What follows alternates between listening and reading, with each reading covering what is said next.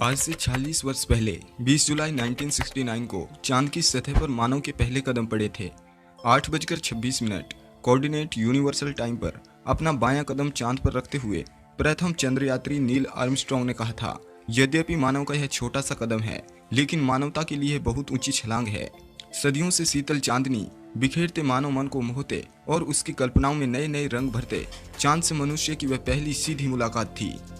16 जुलाई 1969 को cap Kennedy से अमेरिकी अंतरिक्ष यान अपोलो 11 चांद की ओर रवाना हुआ था।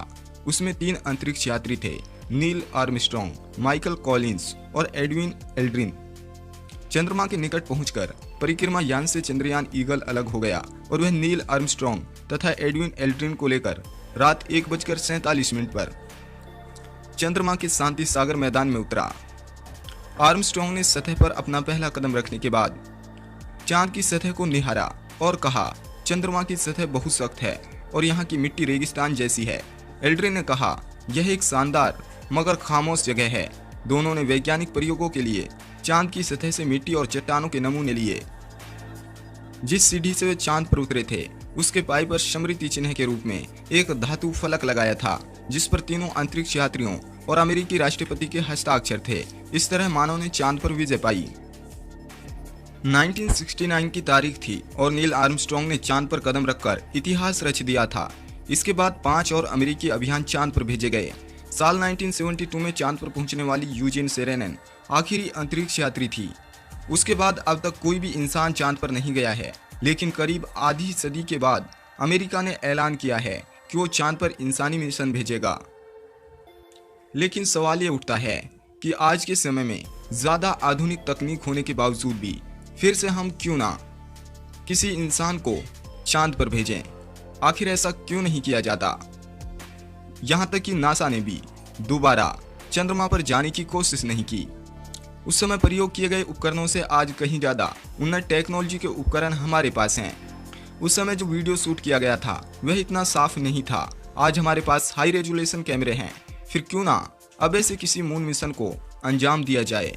लेकिन क्यों नासा दोबारा चांद पर नहीं जाना चाहता? इसके पीछे कई कॉन्स्पिरेसी थ्योरीज दी गई हैं। नंबर 1, एक कॉन्स्पिरेसी थ्योरी के मुताबिक यूएफओ साइटिंग विशेषज्ञ इवान स्टीवेंस का मानना है कि चांद पर एलियंस रहते हैं। उनके पास इंसानों से कहीं ज्यादा उन्नत टेक्नोलॉजी है। इसी बात को छुपाने के लिए कभी वापस चांद पर कोई अंतरिक्ष यान नहीं उतारा गया। इवांस के मुताबिक एलियंस चांद पर चांद के छाया वाले भाग में रहते हैं और इंसानों पर नजर रखते हैं। भारत के चंद्रयान 2 को उसी छाया वाले भाग में उतरना था।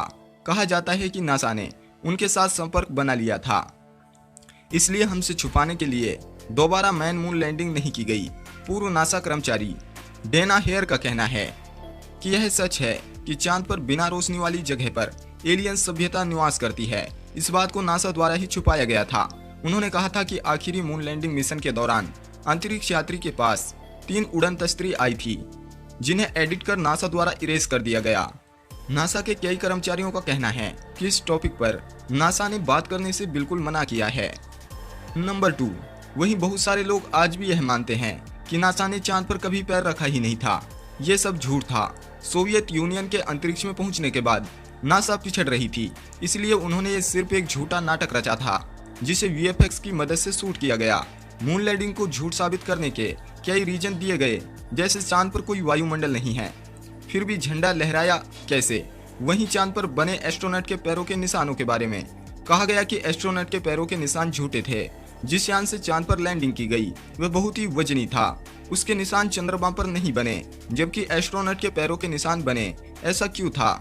कई और रीजन बताए गए थे। इसलिए आज भी रूस ये कहता है कि हम इसका प्रमाण करेंगे कि नासा चांद पर गया था या नहीं। नंबर 3, इस पर नासा का कहना है कि चांद पर इंसानी मिशन भेजने में काफी खर्च आता है, जबकि इसका वैज्ञानिक फायदा बहुत ही कम है। नासा का कहना है कि चांद पर मैन मिशन के लिए लगभग $104 मिलियन लगते हैं। वहीं नासा का कुल बजट $20 मिलियन है। हालांकि नासा का कहना है कि वह जल्दी ही एक और इंसानी मिशन करेंगे, जिसमें डोनाल्ड ट्रंप द्वारा हस्ताक्षर भी किए जा चुके हैं। लेकिन सवाल यह उठता है कि नासा के अलावा और किसी ने भी चांद पर इंसान उतारने के मिशन के बारे में नहीं सोचा। ऐसा क्यों? रूस और चीन जैसे देश भी इसे टलाते क्यों नजर आते हैं? ये सवाल अपने आप में बहुत से राज समेटे हुए है। जिनका जवाब आज भी संभव नहीं है। तो दोस्तों, आज की इस वीडियो में बस इतना ही। वीडियो कैसी लगी कमेंट करके जरूर बताएं। जल्द मुलाकात होगी एक और नई वीडियो के साथ, तब तक के लिए धन्यवाद।